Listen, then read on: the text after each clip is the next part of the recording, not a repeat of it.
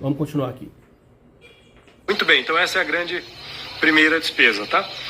Depois, tem um vídeo completíssimo somente sobre isso, tá? E eu quebrei algumas coisas aqui, tá? Eu separei algumas despesas. Como eu falei, eu vou mostrar as despesas em grandes grupos. E esse é um grande grupo. A parte cinza da casa. O que é a parte cinza? É toda a obra enquanto ela ainda não recebeu massa, pintura, piso, acabamento nenhum, tá? Essa é a parte cinza. Normalmente o pedreiro negocia com você a parte cinza, tá? É o que normalmente eles fazem, beleza? Na parte cinza da casa, considerando já os outros pontos também, que até a parte cinza já tem que estar feito. Por exemplo, parte hidráulica, ou seja, os encanamentos de esgoto, de água e tudo mais, ainda sem torneiras, sem registros, sem acabamentos, tá? E a parte elétrica, que entra aí a tubulação, as caixinhas. Ó, tem até uma caixinha aberta ali. Olha lá a caixinha. Tô mostrando? Tá vendo? Aí, lá. Pois é, tem até uma caixinha aberta ainda, que o Leonardo fez essa parte e não terminou. Mas, né? Uma hora eu faço. Essa parte cinza, então, considerando tubulações, já a fiação, tá? A fiação que foi usada ali na parte cinza também já está inclusa, mas não está incluso lâmpada, tomada, interruptor, nem nada. E a mão de obra parcial, tá? Da parte cinza, ou seja, mão de obra só enquanto a gente estava nessa etapa da parte cinza, e a mão de obra do eletricista, do encanador, também parcial só até essa etapa, beleza?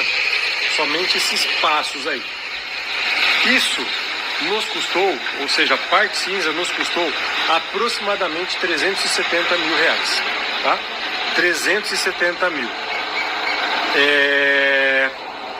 Tem umas coisinhas que eu vou falar nos próximos passos que podem estar repetidas. Por exemplo, eu vou falar já para vocês quanto gastamos na parte elétrica. E aí eu vou falar o total, tá? Vai estar com essa parte elétrica da parte cinza junto, beleza? Deu para entender? Muito bem, então parte cinza mais 370 mil, tá? Parte cinza não tem porta ainda, esquadria nem nada, tá? É só o cinza mesmo, cimento. Então isso que o Léo está chamando de parte cinza da obra é a sua grande oportunidade de economia ao construir uma casa. Por quê? Porque isso tem que ser definido na hora do projeto. Quando você fizer os projetos, você tem que tomar decisões, como por exemplo, qual é o tipo de estrutura que você vai construir a sua casa. E quando você escolhe isso é onde que você vai ter essa economia significativa. Às vezes as pessoas acham que só tem uma forma de construir a casa. Não, tem várias formas, tem vários métodos construtivos. Então você tem que decidir. E é neste momento. Então, se você decidir fazer uma construção por alvenaria autoportante, que é a alvenaria estrutural, você pode economizar 40% do que se você escolher um método comum de construção. Então, isso é lá no projeto, você define isso já lá no projeto, é uma decisão sua. Que tipo de revestimento que você vai colocar na casa, tudo é pensado ali, no projeto, e isso é que possibilita a maior economia, certo? Então, você não pode começar a construir uma casa sem pensar nesses aspectos. Pense sobre isso. É esse método mesmo comum que eu quero construir a casa? Ou eu quero um outro método que me permita mais economia e de repente mais conforto térmico ambiental? Tá certo? Então temos que pensar nisso também. Parede rebocada, beleza? Mas já foi ferro, foi cimento. Só de ferro, pra vocês terem ideia, a gente gastou uns 50 mil só na casa. Mais uns 10, 15 mil depois no muro de arrimo e tudo mais, tá? Então foi os 50 mil de ferro nessa casa, porque ela tem uma estrutura de prédio, tá? Já vi prédios com estruturas menores, para ser bem sincero. Olha só o que o Léo está falando, tem que entender isso que ele está falando.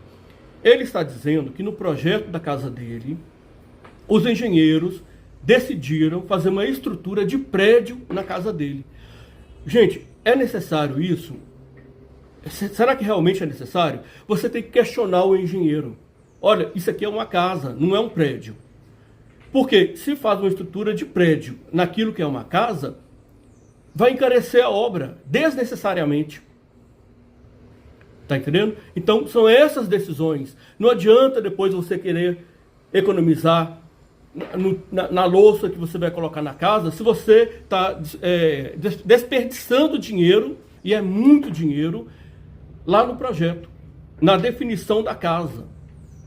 Imagina, só de aço aí, ele está falando que gastou mais de 50 mil reais somente na casa.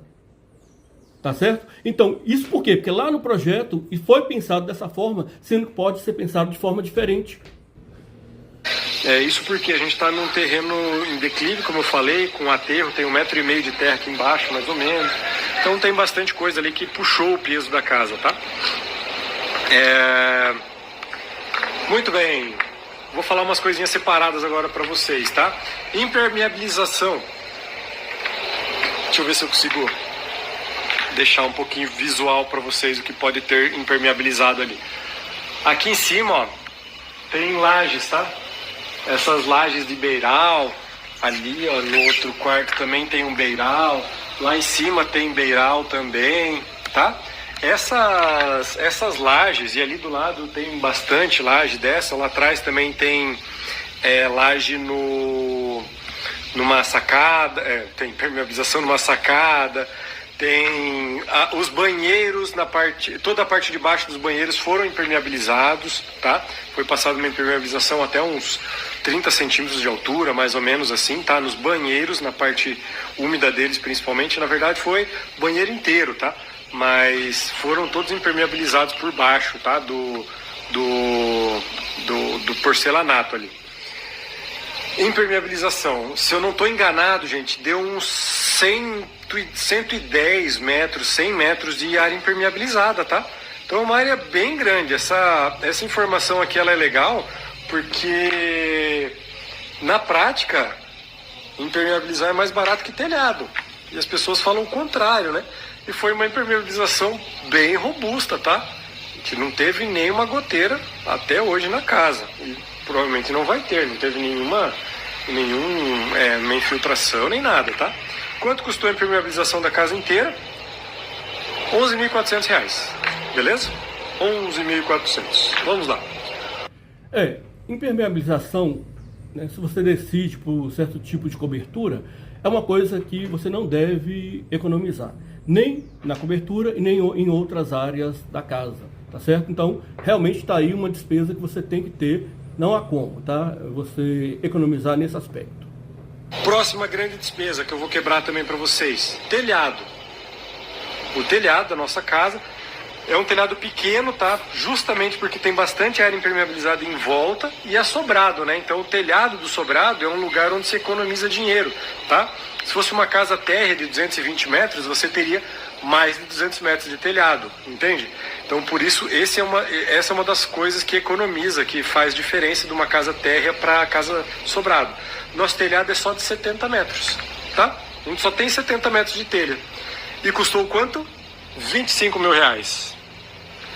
25 pilas. Beleza? Pena que ele não fala. Portas interna e porta da frente. Vamos lá, vamos entrando na casa agora.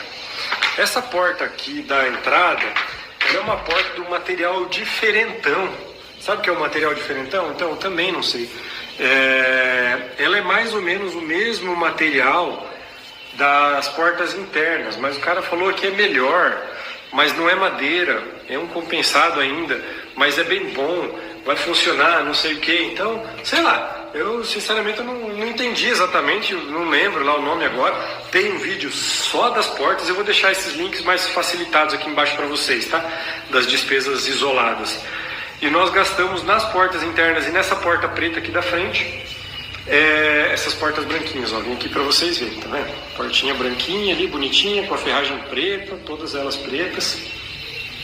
Essas portas internas e a da frente custaram 15.190, beleza? Daí nesses 15.190 já está inclusa a instalação, mão de obra ali, tá? Já está tudo junto. O que mais? Louças e metais. Eu vou contar agora um negócio para vocês aqui que desmente um dos principais mitos da construção civil. Que todo mundo fala que o acabamento é onde se gasta mais numa obra. Deixa eu acender a luz aqui. Qual que é a luz de fora? O acabamento é onde se gasta mais numa obra. Isto é mentira! Sabe por quê? É onde o acabamento, na verdade, é onde você mais consegue economizar na obra, tá? Claro, pode ser o lugar que você mais gaste. Sim, isso sim é verdade. Porém, é o lugar que você consegue ter mais economia da obra inteira.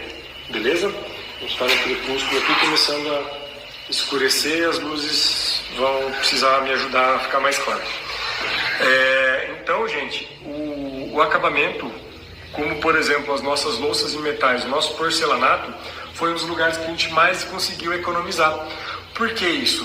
Porque até a parte cinza, gente, não tem o que economizar. Você vai lá e compra um cimento mais barato. Daí o cimento...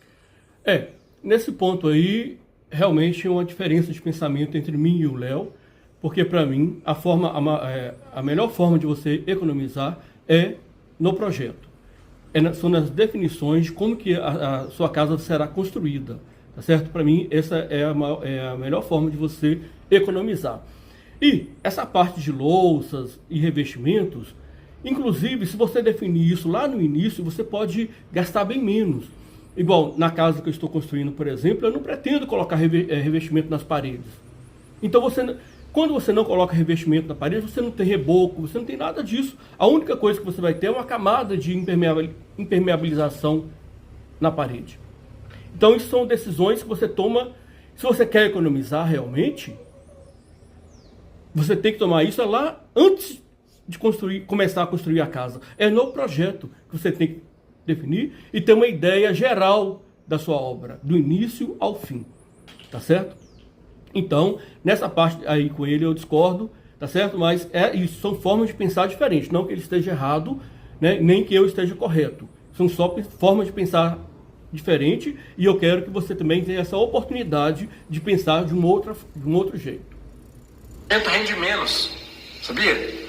Aí você coloca menos ferro na casa, aí dá rachadura numa parede. Daí depois você tem que reformar, entende? Então a maioria da economia na parte cinza é economia burra, é economia errada. Você pode economizar nas coisas que você pode trocar depois. Até a parte cinza não tem troca, gente. Isso aí, né? Essa questão que faz com que os engenheiros eles hiperdimensionem a obra, como acontece muito. Aqui no Brasil acontece demais. Vai ver nos Estados Unidos, por exemplo, a gente sempre usa os Estados Unidos como exemplo, né? As casas deles, que eles constroem, é uma receita de bolo. Então você já viu em filmes e séries como que uma casa de um norte-americano é muito parecida com a outra casa. Não tem uma diferença muito grande. Por quê? Porque se não varia, é muito mais barato você construir o mesmo tipo de casa. Então, lá, eles não têm dúvida sobre isso. E é por isso que a casa deles é uma casa mais barata, construída de forma mais limpa e mais rápida. E aqui, os nossos engenheiros, eles têm medo, porque o próprio consumidor exige isso dele. Exige, com medo que a casa tenha rachadura, tá certo? Então, não. O que nós temos que ter é uma certa ousadia, tá certo? É acreditar no engenheiro, é ver se é isso mesmo, tá certo? Temos que pensar diferente.